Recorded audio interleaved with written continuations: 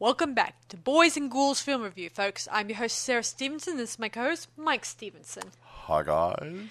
So tonight we are reviewing a movie that takes place in the Brazilian rainforest, or forest. Amazon River. It's on the Amazon River. Yeah. Called Anaconda, that was released in 1997. Now, a lot of you guys have probably seen it. Some of you probably haven't. So and some of you have left a not so positive reaction from it. Well, actually, it's done pretty good, actually. I thought it was pretty good. It had a good story going. Oh, no, to the box office. It did pretty good. It made money. Yes, it made money. Yes. And, of course, it gave a lot of...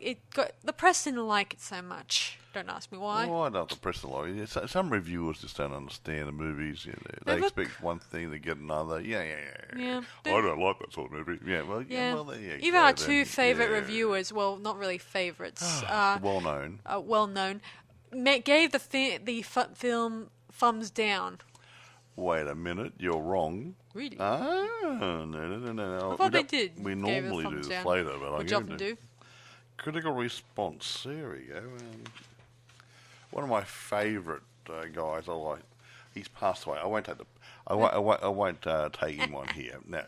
But Roger Ebert, when he reviewed this, he gave it 3.5 stars out of 4 stars, and he called it slick, scary, fun creature feature, beautifully photographed and splendidly acted in high adventure style. Oh, okay. Now he's a hard nut to crack. Well, he was. Both of them are. No, him. He was always a hard one to crack, and if he didn't like a movie because his personal taste, he just didn't like it. That was it. And so a lot of the other guys say, "Oh, yes, no, blah blah." Yeah. Blah, blah, blah. They're expecting something else. It's not an action horror. It's an adventure horror. You look at the genres, and a lot of people get the genres mixed up when they go to the theatre or assess something. A drama is not an action thriller. An action thriller is not a supernatural horror. Yeah. So when you go to the cinema or do a review on something, it's got to be taken in the right genre. Otherwise, you're going to be all over the shop. Anyway. Yeah. Anyway. So, the movie is pretty interesting, especially I liked the good combination of characters and the sort of the storyline. I like the actors they chose. Mm-hmm. I mean, some of them are actually well-known singers who broke into acting, as well as well-known actors. So, here we go. I'll do my usual stuff. Okay, produced by it's Werner Harrer, Carol Little, and Leonard Rabinowitz. I think it's the right way to say it. Now, it was written by Hans Bauer, Jim Cash, and Jack Epps Jr., directed by Louis Losa, L-L-O-S-A. Starring the stars. Here we go. We've got a few singers in here. And I'm sure you'll know the names. Okay, right. There's not a lot of people. Being out in the jungle, we don't have a lot of people. No, so here we go. True. Jennifer Lopez plays Terry Flores. I know her anywhere. Singer. Ice Cube plays Danny Rich. John Voight, well-known actor, been around for quite a few years, plays Paul Cerrone. Eric Stoltz plays Dr. Stephen Cale. He's been around a few movies. Jonathan Hyde plays Warren Westridge. I know him anywhere. He's been around a few movies too. Not quite. Owen Wilson plays Gary Dixon. I don't know if he's a singer. He's been around. Don't know if he's a singer. Eh? No, I hope not. I don't think so. Carrie Wuher, W-U-H-R-E-R, plays Denise Karlberg. Vincent Castellanos plays Mateo. Danny Trejo plays a poacher at the beginning of the movie. Gets and the killed snake off is quick. played by a voice actor. No, I was going to say there's the voice actor guy. I'll mention his name because the guy who made all the snake noises is supposedly a well-known guy who does voiceover things like this, and he's made a good career out of doing voiceovers. Yeah. Now, Frank Welker, W-E-L-K-E-R, as the snake's voice or sound effects person, or what are you going to call him? Yeah, so he made all the things that the snake does. Yeah. Yeah. Yeah, so he made a lot of money out of that. Oh, yeah. Someone's got to do it. Someone has to do it. And you can't get the guy who does Bugs Bunny to do it. He's dead. Sometimes people often get either, archive stuff, but this is an Anaconda, and I don't think too many people would record such an animal in real life when you think about it. I mean, not unless... Yeah, but this is a pretend animal. That's true. Look at things like Jurassic Park with the dinosaurs. Oh, did someone go out in the field trip and record dinosaurs and put it into the movie? No, they had to make it up. Yeah, they kind of had to. I think it was Steven Spielberg's when he did Jurassic Park that he took it upon himself, and the sound guys had to work out exactly what type of noises real dinosaurs would make. And other things, and they put it through synthesizers and other things there to try to change the tone of it a bit and different things. And they manipulate the sound. Yeah, so that was it. Yeah, whatever. I do think it's this interesting. Guy makes this one. Sound. I do like the fact this takes place on the Brazilian, jungle. Pretty much on location. I like on locations. Location shoots. Yeah, like African Queen was going down the river. I don't know whether the river was actually in that area. For some reason, it does make me think of Cannibal Holocaust and stuff like The Creature from Black Lagoon. All those types of movies that take place where you're riding a dinky boat trying to get to a spot that you think that you need to get to. But some of those movies weren't actually made that far away from the studios. I know. But they managed to actually try to go to the places in some cases to find out if they actually look like if it will look like the ideal place. Because it would be a waste of money if it doesn't look like. Desert Island, don't you? I know that. It was done behind the studio lots in Hollywood. Oh, yeah, whatever. Anyway, do we want to get on and tell the people the story of these intrepid adventurers, etc., blah, blah, blah, blah, blah? Sure thing. Yeah. The story begins with a sort of some, opening card where it says a bit about the Anaconda history and how people in the natives in Brazil would worship these creatures. Some native tribes do, and probably may still do. I don't know. We don't really meet them. Anyway, we then meet this poacher who's on a boat, and he's in terror or fear over something that's coming under the water. Well, you keep saying Brazil. It's the Amazon rainforest, but I don't know whether it's Brazil. Whether you like it or not. Well, okay, you think it's Brazil. Anyway, he gets attacked by something that naturally kills him and destroys his boat. Then we cross over to... Didn't he shoot himself? Oh, yeah, he gets shot, but he shot himself. He had the gun in his head. He didn't want to get eaten by whatever it was attacking the boat. Okay. So he shot himself in the head. Shot himself, but I think the creature ate him. Because we don't see a body on board later on. Yeah. So later on we meet our... What's her name? Jennifer Lopez's character. Lord. Sorry. Terry is a director or is a team of or a member of a team of she's a director. Yeah. Who are going to make a documentary about a white ghost tribe up in the rainforest area, obviously. Yeah. So that's it. What are they called? Yeah. So they hire a boat and they get a team together, of course, and it's travel interesting, obviously. So they get onto the boat, and as they go down the water, they come across a man who's named... What's his name here?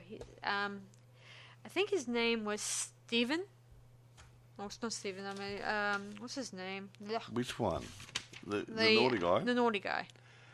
That was Paul Cerrone. Okay, Paul Cerrone, who's stranded and his boat's been moored. I think that's a term. Well, he couldn't move his boat. It was just run out of petrol, damaged, whatever. Yeah. Anyway, so he offers to help them, lead them to the white ghost tribe because he knows them, he knows how he's come across them before in his travels on the river. Yeah. Ah. But he has a dark purpose for being there. He doesn't tell them what's going on, obviously. Nope. Anyway, as they're going down the river, and soon enough, their propeller blade is kind of having problems. So their guy named, I think his name is... Is it Danny? Steve. No, Steve. Goes down into the water and tries to untangle it. But then something bad happens. And he ends up being confined in the to bed, obviously. They end up giving him a tube to breathe through, sort of amputating his throat. You know, they put a hole in, as a expression for a medical term where they cut a hole in your throat and put a tube in there so you can breathe because your throat's all swollen. And So he's confined throughout the movie in bed most of the time. So he only had a bit part. Yeah, you can say that. Anyway, soon enough, as they're getting closer to where they need to go, there's a big, big gate blocking their way. And it turns out to be, it doesn't look like a very... I think it looks old, obviously. It looks old, but the guy, the naughty guy, Buggerlugs... Paul, says he says that... He says it's a new gate. But it looks old. Vines and there's stuff vines, there's even snakes making homes inside the wall. I don't know. I could be wrong. You got to live somewhere, I suppose. Yeah. Anyway, he brings with him in a bag full of some dynamite. Yep, you betcha. So Never leave home without it, guys. So him and let me see what's his name, Gary. They start Danny. They start setting up some dynamite inside the wall thing, and once it blows, tons and tons of baby snakes start, and a couple of bigger ones, start going onto their boat, and it's so creepy, this part where all the snakes are all over the place. And I hate the bit with Warner. He ends up having one that's nibbling his finger. I don't know if it's deadly. That's the big issue here. But Paul shrugs them off and says they're just babies, and just throws them back into the water. Hopefully just for them to slither away. He's a snake handler, this guy. He traps snakes for zoos. He traps snakes and sells them, I guess. He does, it's his job. Anyway, so they continue on, not aware of the danger that's surrounding them or underneath them as we speak. They soon come across a boat. They kind of, I think in the scene, when they were dealing with the scene, some of their gas canister thingy-wings, they kind of got knocked off their boat accidentally. So they have only one gas can left. So they need to get some petrol up, or they won't get to their final destination.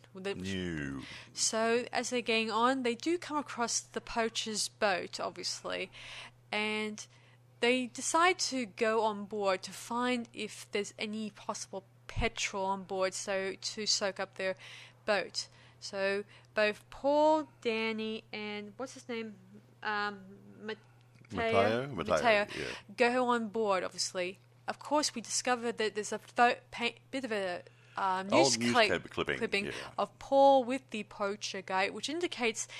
And Mateo, obviously, they know each other. Meaning this first meeting is not the first meeting. Meaning the poacher was probably waiting for them to come so they can trap. Well, he wasn't really waiting for him. He'd been there for Yeah. It just happened to be in the right place at the right time. How's that? Or wrong time. Anyway, Mateo, he gets gobbled up by this creature while Danny and very great Paul big anaconda, hence the name of the movie. Get a very big chest and start bringing it on board, obviously. We then later learn that Paul explains that Mateo has been probably eaten by an anaconda, and he goes on to explain that he's a snake handler, blah, blah, blah. And he hopes to trap the anaconda because that would mean lots and lots of money waiting for him, obviously. Big one. 25 feet long. Yes. Lots of dollars if you he finds actually a snake skin that explains how long maybe the snake might be, obviously. Because it shed its skin. And according to him, he said that there's a chance that it may have gotten a little... somewhat bigger. Bigger during generations, possibly. Anyway, so he's there to try to capture it. Of course, the rest of the group, they decide to not go on. They decide to stay around for Mateo in case he just happened to be, Just going for a walk in the forest. Yeah. Anyway, he then cons dear old Gary to be part of his, help him catch this anaconda. And the next morning, when they're about to head off, the guy says that he wants to continue being here so they can actually try to take the anaconda alive. He cons Gary into this role, and Paul pulls a gun on them and says that they're not going anywhere until they capture this creature, obviously. Mr. Snake, yeah. He then kills a monkey and plans on dangling into the water, waiting for the anaconda to get his head out of the ugly water, or whatever. So they wait, and then soon enough, the anaconda rears its ugly head. It's a pretty snake. And starts pulling, and of course, all the time, the people start panicking, freaking out, saying that they want to shoot the thing, obviously.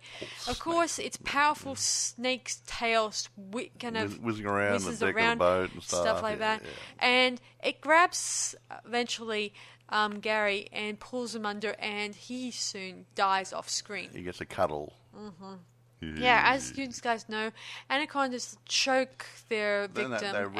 They wrap them the coils around them. They crush them a little bit, and the bones a bit, and they also you can't breathe very good. And when you're powerless, they just open their mouth, dislocate their jaw, swallow you whole, and digest you over so many days or so many weeks, and cough up the leftover bones and crap. Yeah. Yep. Anyway, it's disgusting. Very nice way to go. Anyway, soon enough, they're one man down, and they have no one else to. Well, they have this guy Paul continue barking orders left and right. Ruff, then Tara comes up with the plan of trying to distract him, to try to get him away from the control panel, so she can steer the boat away and try to get them away from the anaconda thing.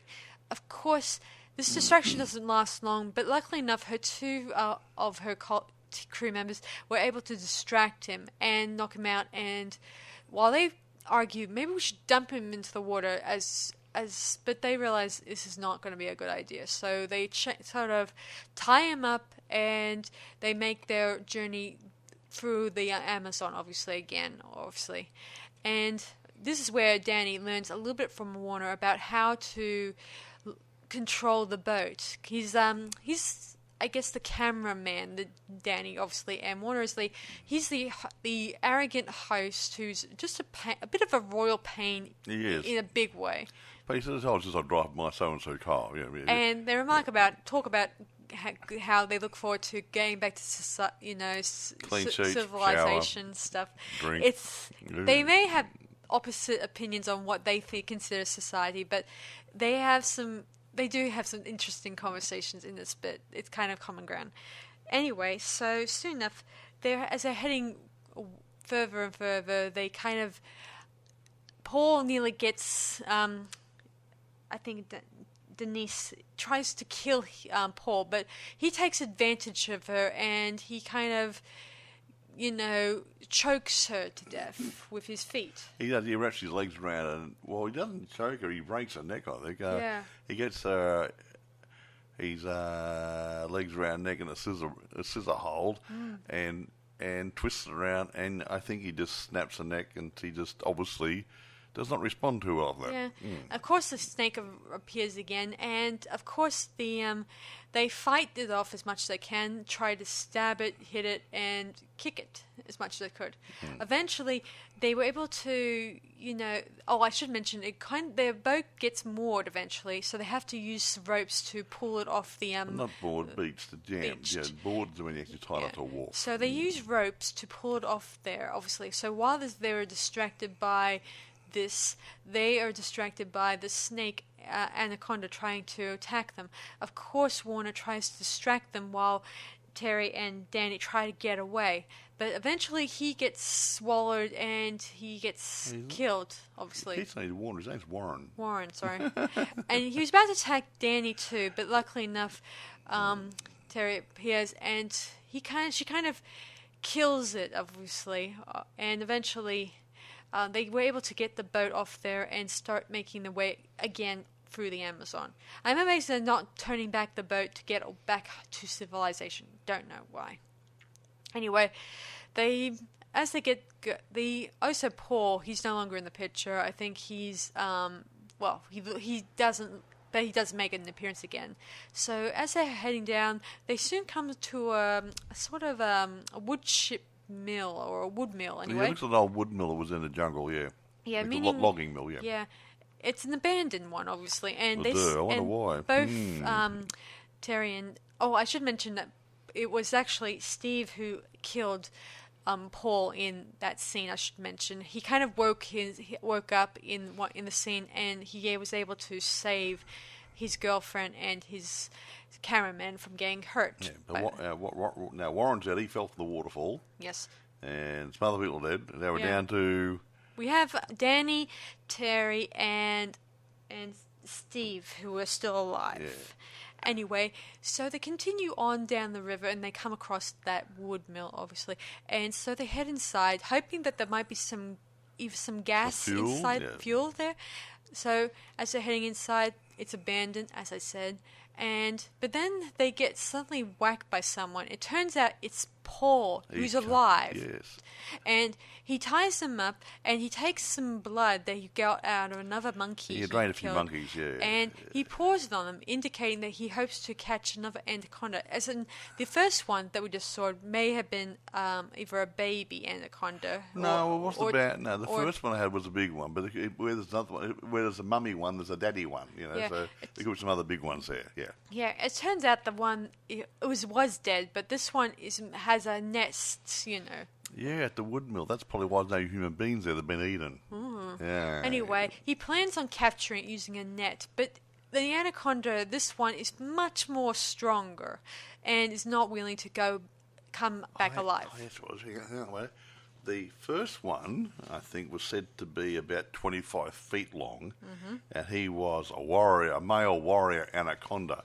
And this one is a tad bigger, coming in. She's a queen anaconda, measuring about 40 feet long. Hear that, folks? Yes. You hear it, folks, from the horse's mouth. Yeah. I thought he was going to say that's something. a bit of a worry. Oh, yes, folks. 40 feet. Who would know? That's a long... snake. That's a long snakey and a big tummy. Anyway, he tries to trap it in the net, but it's like trapping... an elephant. Yeah. An elephant in a paper bag. A paper bag. Anyway, he eventually tries to get it. It does break loose, and eventually our two heroes try to get away. Of course, all the while, Paul tries to get away too, but he gets snagged by this creature and he gets devoured. Yeah, he got trapped up and snagged his broken bones and then swallowed. Yeah, Terry and Danny try to figure out a way to kill this one, and Danny comes up with a plan to blow the thing up. Yeah, he found some fuel. Yes, and so Terry distracts him by running in an opposite direction while Danny tries to work out a way to blow the thing up. So she runs and eventually finds the nest that possibly may be the house for babies. Little baby anacondas. ones. As Mike said here, it's a queen anaconda, so maybe it's just like queen bees or queen ants who make more babies. No, she's nesting. She made her own little babies. They own little googie eggs. Yeah. The anaconda eventually spits out the Paul, and you see him wink, which is creepy. Yeah, they didn't like it. He left a bad taste in the mouth, probably. And I don't think that they would actually regurgitate a full human being, unless you said last night when we watched it that maybe it was food for the babies. Maybe. I don't know if it's the same way other animals do that. Give it to leftovers to the infants, or like the birds, like they would often gobble up a worm and spit out the cough out the stuff to make it an easy eating habit for them. Obviously, it's I know it's a bird thing. Because they would have had the mother snake's gastric juices would have started to break him down a little bit. So it's a bit softer for him to chew on. They only got the baby teeth at the moment. That makes a little sense. Yeah. I don't know. I could be wrong. I don't know much about snakes. Because that's what mother birds do. That Yeah, and they swallow they seeds, swallow, and they worms and regurgitate, crap, and then they they regurgitate throw for the the thing up. baby. So The same with probably something similar. the same with penguins who would also go eat their fish, and then they I don't do that. do I just that. had dinner. Yes. Anyway, they eventually Danny was able to get the gasoline out, and Terry continues up the. I think it's one of those. It looks like a chimney. it looks like a chimney stack, but it's not a chimney stack. It's a ventilation shaft. I think it was or something. like a ventilation shack. Yeah. Anyway, she crawls up it while the snake is trailing behind. But luckily enough, Danny was able to kind of use a rope to tie its tail. He uses a pick. He uses a pick. Pickaxe went through its tail and pinned it to the floor, so it can only go so far. Of course, it wasn't only very lasts nice. for a little while. Of course, he then lights the fuse, and Terry tries to get to the top, so the snake will eventually get the most bad death of all time. So she crawls Crispy out, critter. and Yeah, eventually yeah. she's clinging on to life to this silo. Yeah, it's like a silo. silo. It's a chimney. It's a silo chimney, It's a whatever. chimney, Anyway, ventilation chimney, she whatever. clings on for dear life while the snake gets Incinerated. just incinerated. While she clings on, and eventually she kind of jumps. Well, jumps or fall, pushes herself away, so she falls into the river. Yes. And then not long after the whole chimney thing blows up from all the The snake. snake, Yeah. whatever. The snake eventually lands back into the water, and we see it's still on Moving a fire, and it tries to get to Danny and Terry. But luckily enough, at one point during a jump scare, he's about to attack, but luckily enough, Danny saves the day by using an axe. An axe on its head. And That'll throws do it it. into its That'll head, do it. killing it. For Finally. good. Then they can gather whatever gas is left they found in the wood mill and continue on their journey, which they eventually do come to the tribe they're looking for, and were able to film it for their documentary. Yeah, they thought, well, we're in the area, we might as well do what we came here to do and make their movie. a little bit of a documentary, and so they make some money out of it to make up for their Horrible experience. horrible. Exactly right. Then we get this beautiful sunrise or sunset. Sunset, probably. And then the credits roll, indicating that now our heroes are going back to their home, indicating that Clean their journey sheets and a shower. is done. Or a shower and Oh, clean I sheets, should yeah. mention this also is a bit of a franchise, but we're not going to review the other ones anytime soon. I think 4 or 5 films all up, Yeah, wasn't there? I think 1 or 2 was either went directly to theaters. I'm not sure. Yeah. But I think the last one went to streaming services. Whatever. I think. Anyway, there were several. There's a handful of them. Yeah. I mean, they may not be as popular, but I think the second one was a lot better. It managed to gain some more audiences. Anyway. And stuff. Go on. What am I going to say is? I think it was about 4 or 5, yeah. And like I said, yeah, they might have gone straight to streaming or DVD or something or other. Or, yeah. But I think they're flogging it at Anaconda. It's flogging a dead horse. It is a bit different, you know. Yeah. An anaconda, not a supernatural being like the creature from Black Lagoon, just something Well, the creature that about we. the goon wasn't supernatural. He was the throwback to the prehistoric ages. True, and this true. Godzilla was a dinosaur which got trapped in the snow and the ice and whatever. And yeah. But anacondas, they've been around for probably And for they do years. get big. And they do get big on this when you think I about it. don't know what really they get to, but they get pretty big. If they're left to grow and feed, and no one tries to kill them or anything, they get to. They could swallow oxes and cows and human beings, just like in the movie. So yeah, they can get Probably big. even swallow a horse if they are tempted. Well, if you can find a horse. Anyway, I don't think an elephant. I don't think they would no, an swallow elephant's an been a elephant. big side, to be but an honest. ox would probably go quite easily. Human being, definitely. A mother-in-law. I gotta admit though, I do think it's an interesting story, and it had a good, villain or villains. Well, not really, just one villain in this, and it has a good motive for why that guy wanted to go up the river so he can find this anaconda. He kept on saying throughout the movie that he'll guide them to the ghost tribe that they were talking about, and when Steve got injured, that he would take him to a hospital nearby. which we didn't see on the way when they were going to this tribe. I don't think, seeing as they're in the middle of the Amazon, they would have any hospitals that, localized. There would be something like a satellite hospital type thing somewhere on the outskirts of civilization, and then they had the main hospital be at the main city and stuff. Seeing as this tribe they're looking for is a rare tribe that probably not too many people have got. Or something, right? I think they called it. Yeah. So this tribe has not seen too many citizens roaming around. Obviously. Well, no Uber Eats are coming through. I'll tell you right now. Yeah. There are probably a few. I'm not sure if there's any few tribes left in that have not been discovered yet. Maybe there is. Maybe there isn't. The world's getting smaller. Yeah, people are encroaching on the territory, so they're actually. Yeah, probably few and far between now. So yes. So anyway, let's go moving on to something else. So, do you have anything to discuss about this movie? Well, I'll go back on the critical responsibility. I only touched on them briefly before, but here we go. Blah blah blah blah blah. Tongue in cheek. It says generally negative reviews, but I can't see too much in the way of negativity here.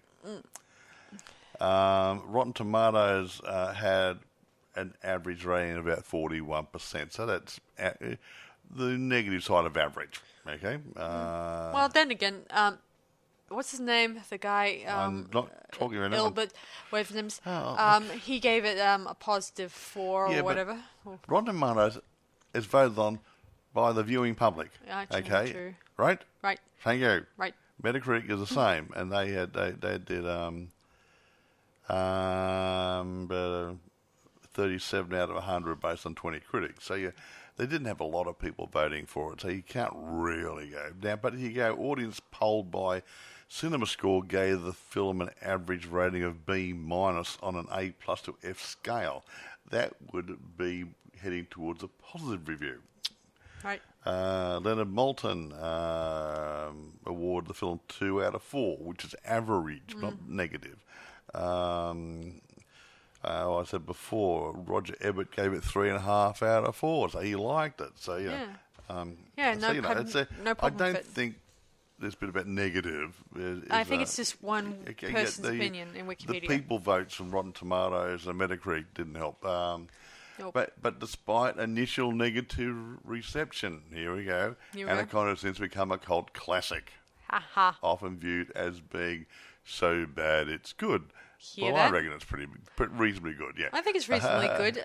The deaths and the kills are not too bad, and the fact that the motive for the guy going out in the wilderness to try to track one down, but never come up with the awesome way of keeping the creature from getting you eaten is a big issue. Unless you had tranquilizers, that would be a bit mad. The film is listed in Golden Raspberry Award founders John Wilson's book, The Official Razzie Movie Guide, as one of the 100 most enjoyably bad movies ever made. Now, one person's opinion. But I don't normally go and talk about accolades. Okay, go on. It got nominated for lots of things. Did win 2. Okay. And here, let me guess. Now, it won. It was put up for lots of awards, but the only 2 it won was the Stinkers Bad Movie Award. Worst Supporting Actor and Worst Fake Accent was won by John Voight. Typical. Oh, he's putting on a very high British accent. No, John Voight. Yeah. Cerrone. He wasn't a British accent. Oh, never mind. The naughty guy. That was not a British accent. It's Portuguese or something or other. Yeah. Jonathan Voight. He was I didn't say Hyde. What are you talking about? John Voight. The guy who played Paul Cerrone. The naughty guy, the snake hunter. Oh, yeah. Well, he did have a bad accent. He had a bad accent. I couldn't even actually think it was English anyway. He wasn't English. He was putting on a Portuguese Okay, Portuguese. I've never been to Portuguese, so I don't think of French or something, rather. Yeah, I do, actually. French or something. But whatever. It was unnoticeable. It may have not been a very serious accent. When I heard you talking, it says, it didn't sound right, and he won an award for the worst fake accent. Oh, so cute. And that's the hard part. Yeah, you get somebody who can actually talk with an accent, not put one on. Yeah. See, actually, being an Australian person as I am, I've seen a lot of movies over the years, and they've got British guys trying to talk with an Australian accent, or an American trying to speak with an Australian accent. Why don't they get an Australian actor who can actually talk with an Australian accent to be more credible? So anyway, just a little thing in passing. It would have been better if they just made that got rid of the part about him having a backstory about being French, and just call him Portuguese. Just give him a Portuguese. Okay, the point is, I'm saying they wanted. Yeah, that's what he was. But you look at places like South Africa and different places. They're settled by Dutch and German and stuff. They're not going to have people coming from England and say, "Hello, I'm out here, I'm a steak hunter." Yeah. Okay. Jonathan did a much more better accent. Yeah, anyway, he's probably English. That's why. Duh. He did an English accent because it's English. Okay. What I was going to say is that, it's legacy. The broadcast of this movie during primetime viewing in South African television station ETV has become a national running gag, with the station airing the movie several times each year since the mid-2000s.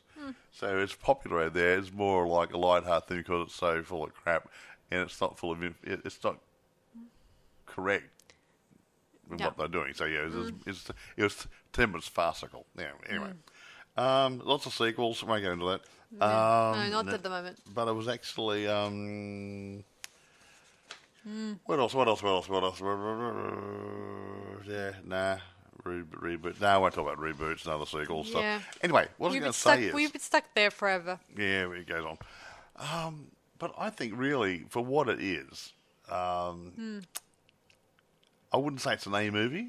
Definitely not an A movie. Or a B movie. No. Yeah, no, it's not an A movie. Like, I wouldn't put on top of the pile up there with all the other A movies, but it's not a B movie. It's sort of a B plus, A minus movie sort of thing. It's a good watch, but don't take it too seriously. Yeah. But look, you get a movie like African Queen or something rather where they're going to have a boat out on a river.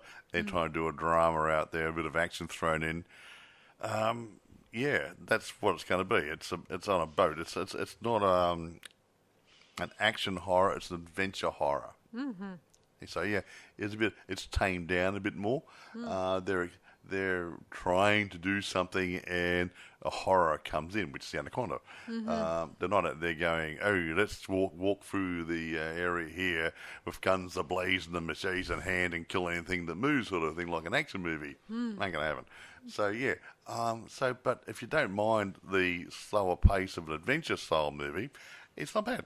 I liked it. The acting's not bad. I mean, you're thinking you had 3 or 4 good actors, and then 2 singers in there. Yeah, four actors and 2 singers. And the singers, Jennifer Lopez and Ice Cube, they did a pretty good job at acting. Yeah, I like Danny. They work on stage. They know how to talk to people and stuff. Yeah, I certainly like Ice because I do like the fact he played sort of the hero in this movie. Well, yeah, a good guy. Yeah, you don't really hate. I mean, I like it when you don't have a person you hate in a movie. We hated the snake. We had a common enemy. Our own Paul Cerrone. Yep. And a little bit tomato slice hate for the guy who's the Jonathan's character, obviously. Whatever. Well, I don't like it. Didn't like it when he at the beginning was acting so pompous and nasty and jerkwaddy. I am the star of this documentary. You do as you're told. You carry my bags. Yeah. One of those sort of guys. He's a very pompous twit. Yeah. I wonder when they do release the documentary, what are the people back home going to say what's his face? Several people died during the making of this documentary, including his list, him, her, and bug lugs and so, and the boat got a bit of damage done too. Yeah. And I guess that's well, it's not. Well, in most movies, I mean, I've heard of. I was watching this documentary, a real documentary about cursed films. Guys, you may have heard of it. It was on Netflix and probably Shudder, I think, and that deals with movies like that have a bit of a jinx, or some people think it's a jinx, but it's not really a jinx. It's just there's always an explanation sometimes in such movies that have a weird reputation, maybe some silly health and safety issues sometimes, usual stuff like that. There's always explanations behind this sort of thing, although sometimes it's still out of our hands when we don't have control of a film set sometimes. At times. We can't control the weather, and we can't control the things we often use on film sets. Exactly. Anyway. Yeah. Although I did think it was a little bit premature. I mean, immature when some people keep trying to make a film out to be a jinx film. Hey, look, most films aren't jinxed when they say they are jinxed. They're just bad luck, workplace health and safety issues. It's sort of like that one with Alec Baldwin, was it? That movie? Yeah, that one. The gun. That wasn't jinx. That was just carelessness. Someone did. The person in charge of the armory. Yeah. Well, I don't know the full story of it. You keep getting different versions of it. We get different versions of it, and it's not. And there shouldn't have been a live round in the gun, and Alec thought it was told it was a cold gun. Yeah. So not his fault, but was the set jinxed? Probably not. Yeah. So, yeah. And anyway. of course, the same thing I could say for Brandon Lee's one where it deals with a gun. Yeah, Brandon Lee, he died on set. On set, was it? Yeah. He died on set. But it had the same thing that happened. The armor got sick. They replaced him, and this guy didn't bother actually emptying out checking the rounds. Check anything. Yeah. Didn't check if it was a live round or a dead gun or whatever. And an armorer's job should be to check everything. Is it a cold gun with not even a blank in it, or if it's going to be loaded with blanks? I mean, even a blank can hurt you close range. Yeah, if you're not too careful. Yeah, you say you shoot in the direction of a camera, but not the cameraman. Yeah. And don't shoot the sound guy either. There was there was even an armorer who demonstrated how to use a dead gun, a cold gun, and it was very, very easy, understandable how it worked. But the point is, okay, here's something. I know you got a thing of guns now. You treat every gun as though it's loaded. Mm-hmm. Even if it's a cold gun, even if it's supposed to be totally empty, there could be one left in the chamber. You don't know. Until you remember when you did our thing there, we had that replica gun, and the guy Peter was doing his bit. He's ex-military, and he checked it several times. He took the magazine out. He checked the breech. There's nothing in there. He made sure even before he touched the gun or did anything with it. Yeah, quick look. Yeah. Okay, fine. Now I'll use the gun.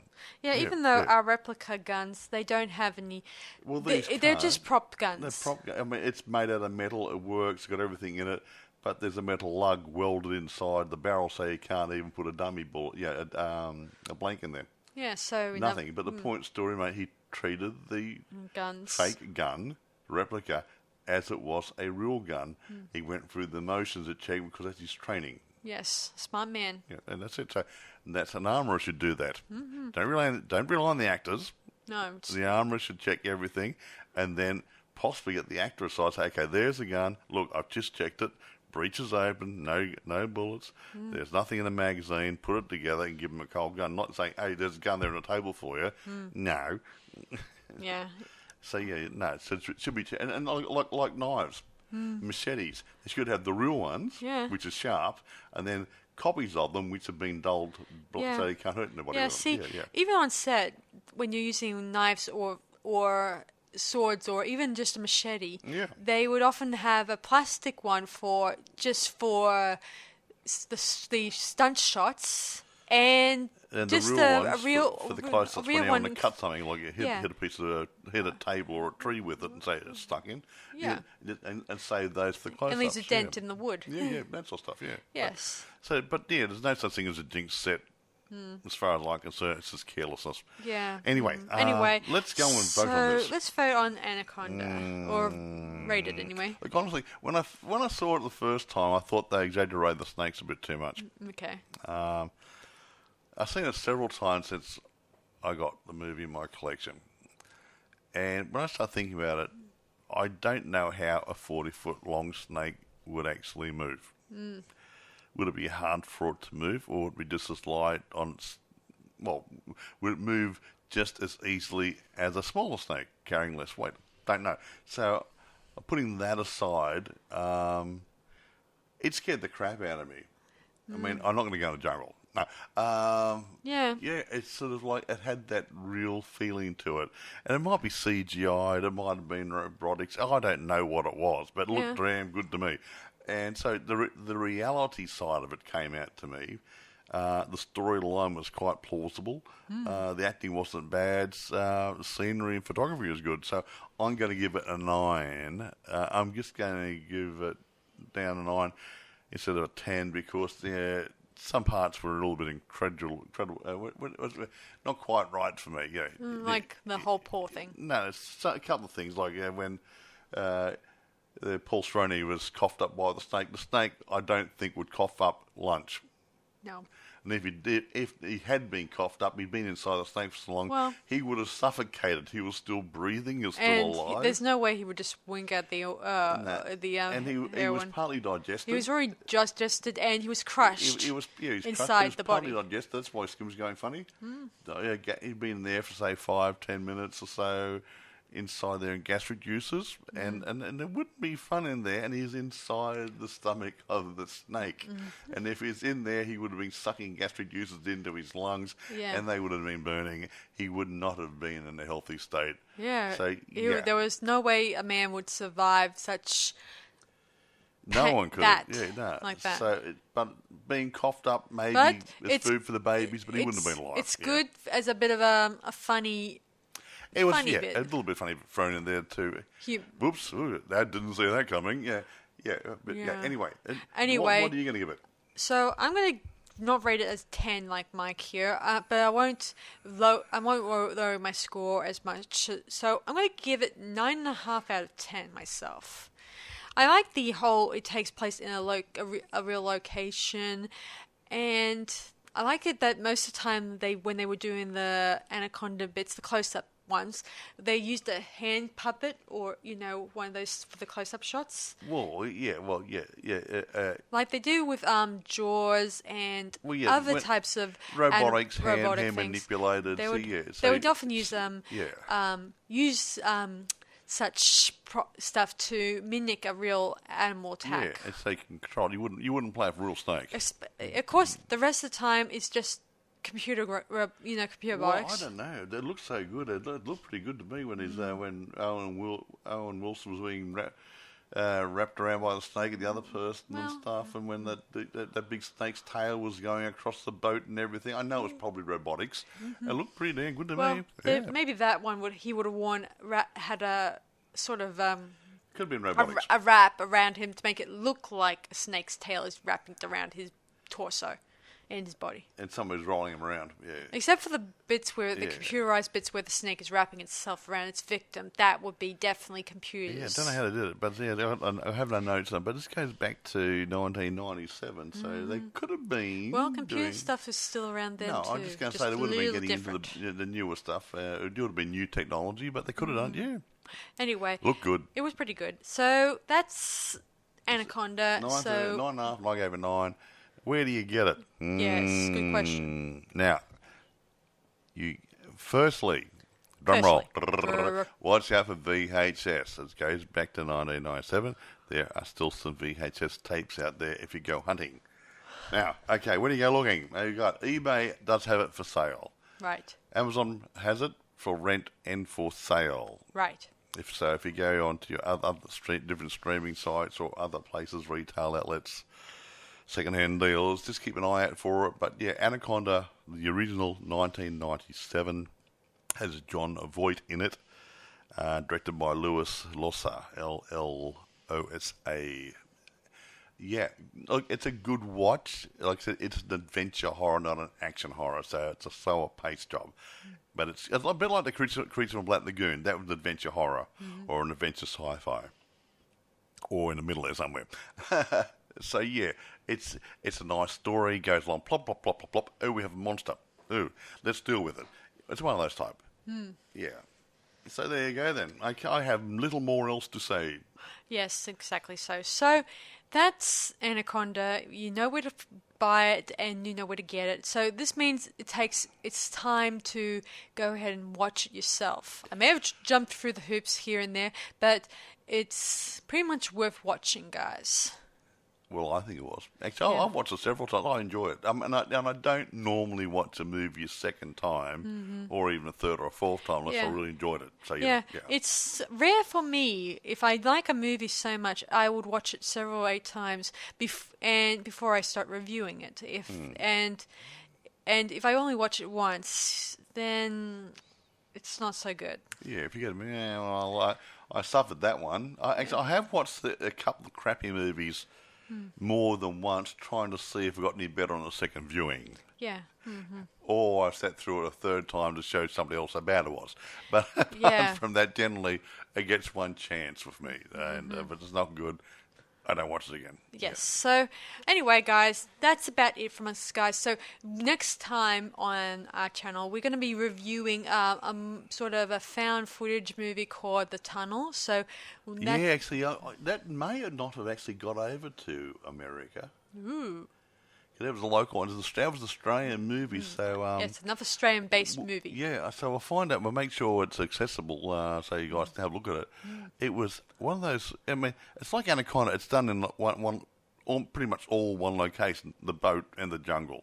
That's all it was, yeah. And, yeah, that's it. So it wasn't big on sets and stuff. And the tunnel was actually done in some old abandoned train tunnels in Sydney, Sydney, Australia.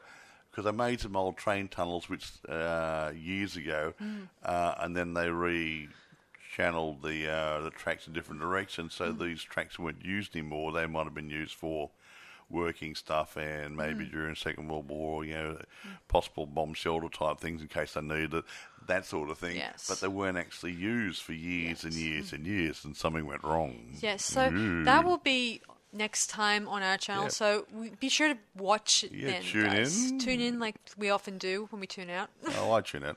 Well, especially when she's talking to me. Anyway, That's so okay. that's it from us guys tonight. So this is Sarah Stephenson And Michael. saying see you guys around on Boys and Ghouls Film Review. Bye for now and have a good night. Bye, guys.